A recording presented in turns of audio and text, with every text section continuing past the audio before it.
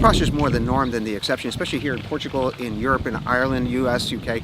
It's easy to forget about your posture when you're engrossed sitting behind your computer or even sitting behind the wheel of your car.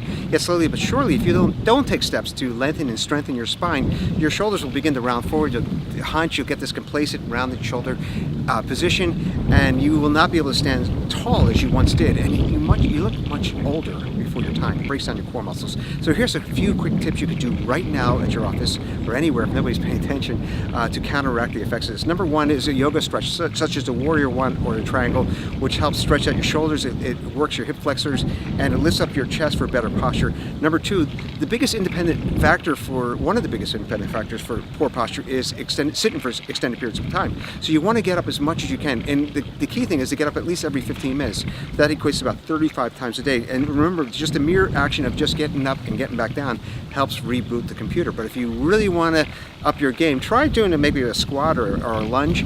These things will really help. I hope you like this information. If you like more of this kind of information, please visit our YouTube channel where we put out great quality information every week. Take care. Thank you.